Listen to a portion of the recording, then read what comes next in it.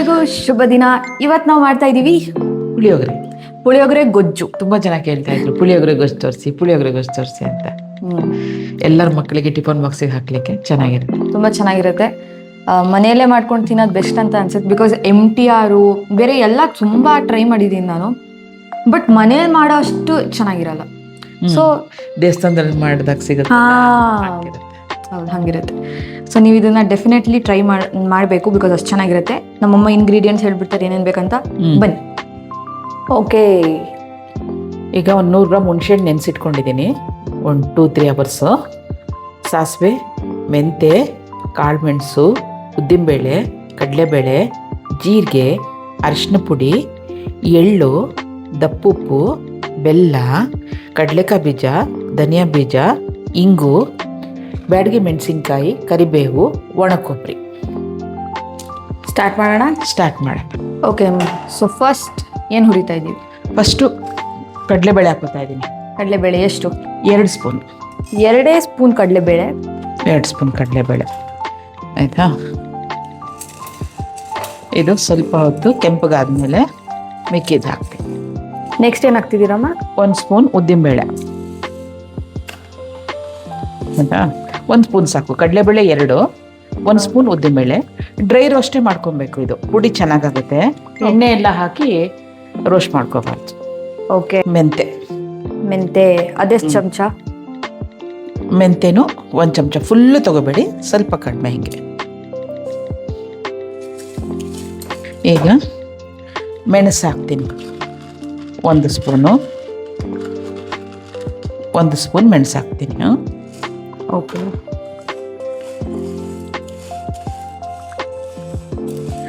ಈಗ ತೋರಿಸಿ. 1 ಸ್ಪೂನು ಸಾಸಿವೆ ಹಾಕ್ತೀನಿ.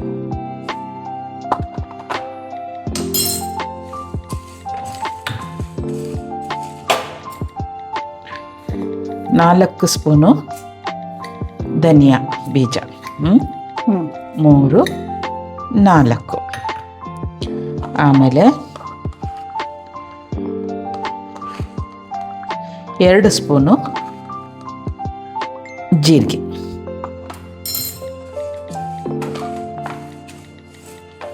ನೆಕ್ಸ್ಟ್ ಏನ್ವಾ?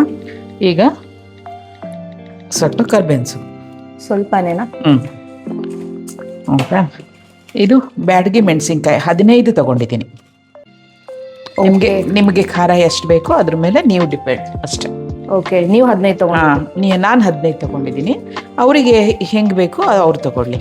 ಓಕೆ. ಈಗ ಇದಿಷ್ಟನ್ನು ಚೆನ್ನಾಗಿ ಡ್ರೈ ರೋಸ್ಟ್ ಮಾಡಿ ಪುಡಿ ಮಾಡಬೇಕು. ನೋಡಿ, ಸಾಸಿವೆ ಎಲ್ಲ ಚಟಪಟ ಅಂತ ಇದೆ. ಶಬ್ದ ಎಲ್ಲ ನಿಧಾನಕ್ಕೆ ಚೆನ್ನಾಗಿ ಶಬ್ದ ಕೇಳಿಸ.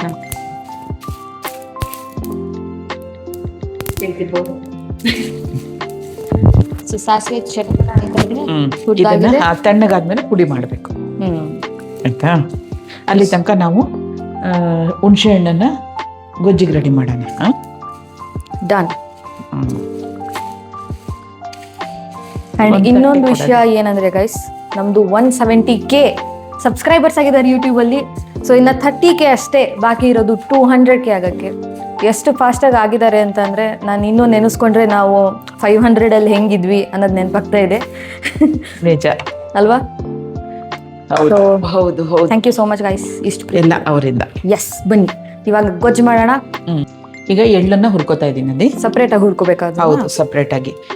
ಕಪ್ಪು ಎಳ್ಳು ತಗೊಳ್ತಾರೆ ಸಾಮಾನ್ಯ, ನಾವು ಬೇಡ ಅಂತ ಬೆಳ್ಳದೇ ಯೂಸ್ ಮಾಡ್ತೀನಿ. ಓಕೆ. ಬಟ್ ಎರಡೂ ಟೇಸ್ಟಿಯಾಗಿ, ಎರಡೂ ಚೆನ್ನಾಗಿರುತ್ತೆ. ಬೆಳೆದೇ ಬೆಸ್ಟ್ ಅಲ್ಲ? ನೋಡೋದು ಚಟಪಟ ಅಂತ ಇದೆ, ಆಯ್ತಾ? ಹಿಂಗೆ ಹಾರ್ತಾ ಇದೆ, ಆಯ್ತಾ? ಇಷ್ಟು ಹುರಿದ್ರೆ ಸಾಕು, ತಕೊಂಡ್ಬಿಡೋಣ. ASMR ಕೊಡ್ತಾ ಇದ್ದೀನಿ.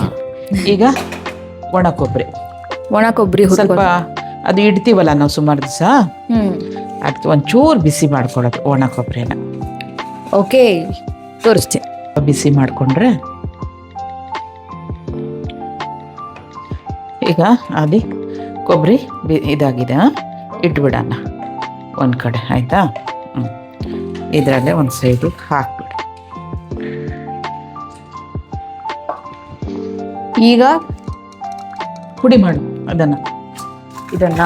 ಇದನ್ನ ನೈಸಾಗಿ ಪುಡಿ ಮಾಡಬೇಕು ಆಯ್ತಾ. 2 ರೌಂಡ್ ಪುಡಿ ಮಾಡೋಣ. ಮಿಕ್ಸಿ ಚಿಕ್ಕದಿದೆ.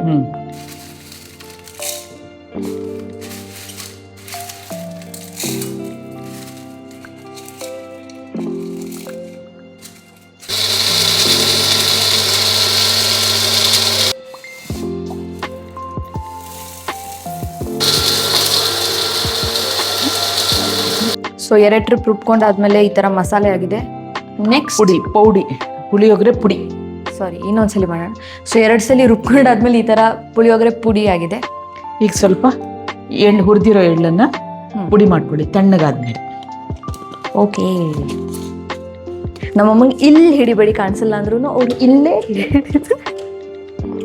ಹುಣಸೆ ಹಣ್ಣನ್ನ 100 ಗ್ರಾಮ್ ನೆನೆಸಿಟ್ಕೊಳ್ಳಿ. ಒಂದು 2-3 ಗಂಟೆ ಟೈಮ್ ನೆನೆಸಿಟ್ಕೊಳ್ಳಿ. ಚೆನ್ನಾಗಿ ಈ ಥರ ಆಗಬೇಕು. ಯಾಕಂದರೆ ಇದರ ರಸ ಎಷ್ಟು ಬರುತ್ತಲ್ಲ ಅದೇ ಮೇನ್ ಪುಳಿಯೋಗರೆ ಗೊಜ್ಜಿಗೆ. ಎಸ್, ಇದನ್ನು ಸೋಸ್ಕೊಳ್ಳೋಣ.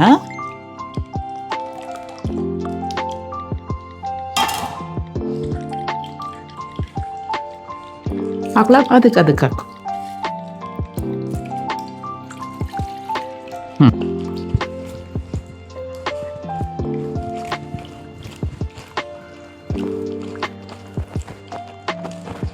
ಓಕೆ, ಹಾಕಿ ಇನ್ನೊಂಚೂರು.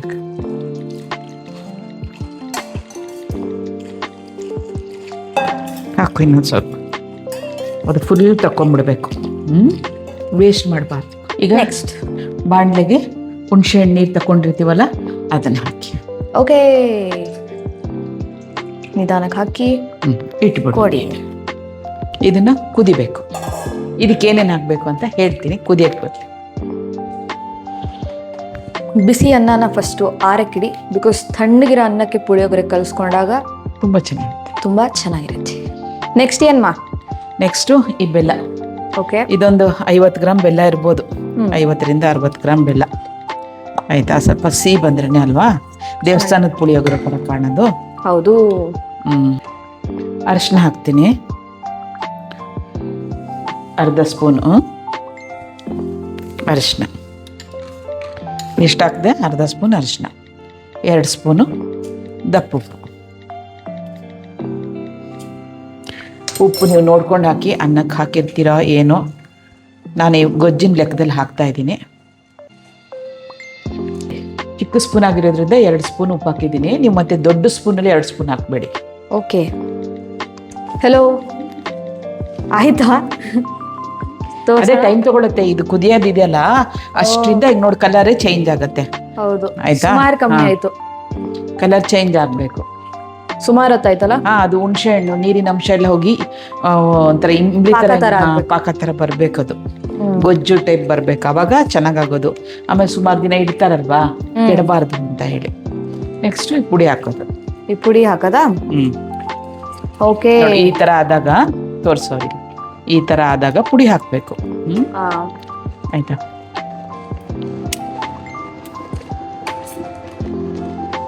ಫಸ್ಟ್ ಸ್ವಲ್ಪ ಹಾಕೊಳ್ಳೋಣ.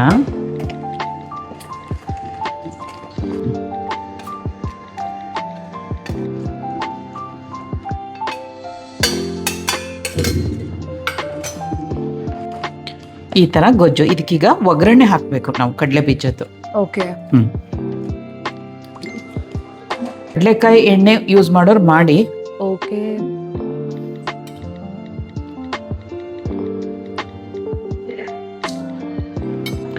ಸಾಸಿವೆ 1 ಸ್ಪೂನ್ ಅಷ್ಟು ಸಾಸಿವೆ,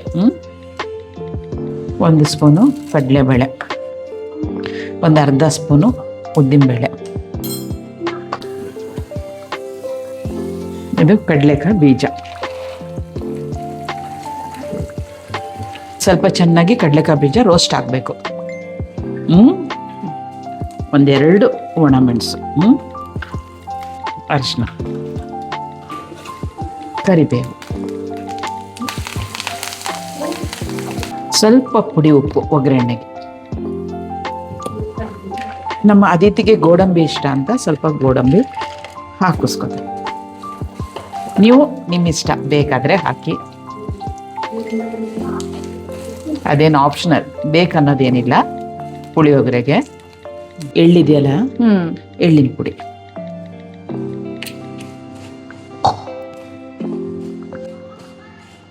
ಈಗ ಇಂಗಿನ ಪುಡಿ, ಒಂದು ಅರ್ಧ ಸ್ಪೂನ್ ಇಂಗಿನ ಪುಡಿ. ಆಯ್ತಾ? ಓಕೆ. ಹಾಕೋಣ. ಹಾಂ. ಒಣ ಕೊಬ್ಬರಿ. ಎಸ್.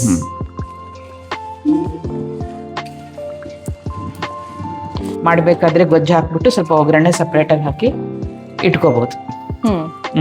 ಹಂಗೂ ಮಾಡ್ಬೋದು. ಇಲ್ಲ ಪುಡಿ ಸಪ್ರೇಟಾಗಿ, ಹುಣಸೆಹಣ್ಣಿನ ಗೊಜ್ಜು ಸಪ್ರೇಟಾಗಿ ಇಟ್ಕೋಬಹುದು. ಆವಾಗ ಫ್ಲೇವರ್ ಚೇಂಜ್ ಆಗಲ್ಲ, ಒಂದೇ ಥರ ಇರುತ್ತೆ.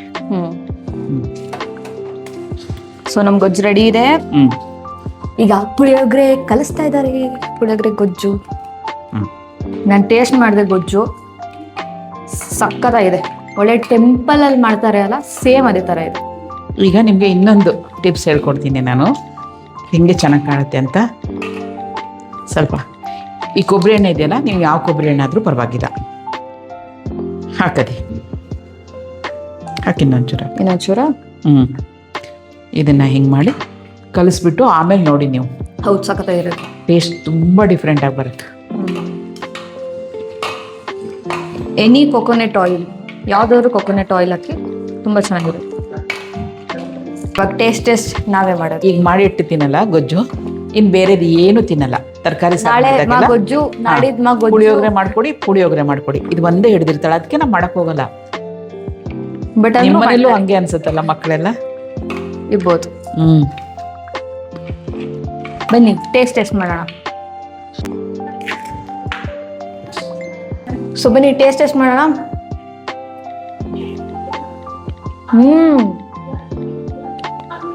ಸಕ್ಕತ್ತಾಗಿದೆ. ಪರ್ಫೆಕ್ಟ್ ಸ್ವೀಟ್ನೆಸ್ಸು, ಹುಳಿ, ಖಾರ ತುಂಬ ಚೆನ್ನಾಗಿದೆ ಗೈಸ್, ತುಂಬ ಚೆನ್ನಾಗಿದೆ. ದೇವಸ್ಥಾನದಲ್ಲಿ ಮಾಡ್ತಾರ ಸೇಮ್ ಟೆಂಪಲ್ ಹೆಂಗ್ ದೇವಸ್ಥಾನದಲ್ಲಿ ಮಾಡ್ತಾರಲ್ಲ, ಸೇಮ್ ಅದೇ ತರ ಇದೆ. ಕರೆಕ್ಟ್ ಇದೇ ಮೆಥಡ್ ಅಲ್ಲಿ ಮಾಡ್ಕೊಂಡು ಬಿಟ್ರೆ ತುಂಬಾ ಚೆನ್ನಾಗಿರುತ್ತೆ. ನಾನಿವಾಗ ತಿಂದೇ ಹೇಳೋದಿಲ್ಲ, ತುಂಬಾ ಚೆನ್ನಾಗಿದೆ.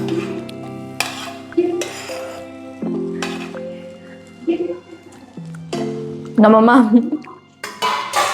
ಮೊಟ್ಟೆ ಮಾಡಿದ್ದಾರೆ. ಮೊಟ್ಟೆ ಪುಳಿಯೋಗರೆ ತಿಂತೀನಿ. ಬಾಯ್. ಆ್ಯಂಡ್ ಕಾಮೆಂಟ್ಸ್ ಅಲ್ಲಿ ಹಾಕಿ ನಿಮ್ಗೆ ಹೇಗೆ ಇಷ್ಟ ಆಯಿತು ಅಂತ. ನೀವು ಮಾಡ್ಕೊಳ್ಳಿ. ಆ ಕೊಬ್ಬರಿ ಎಣ್ಣೆ ಲಾಸ್ಟಿಗೆ ಹಾಕೋದು ಮರಿಬೇಡಿ. ಕೊಬ್ಬರಿ ಎಣ್ಣೆ ಲಾಸ್ಟಿಗೆ ಹಾಕೋದು ಮರಿಬೇಡಿ ಅಂತ ನಮ್ಮಮ್ಮ ಪದೇ ಪದೇ ನೆನಪಿಸ್ತಾ ಇದ್ದಾರೆ. ಬಿಕಾಸ್ ಅದೇ ತುಂಬ ಚೆನ್ನಾಗಿ ಫ್ಲೇವರ್ ಕೊಡೋದು. ಓಕೆ, ಟಾಟಾ.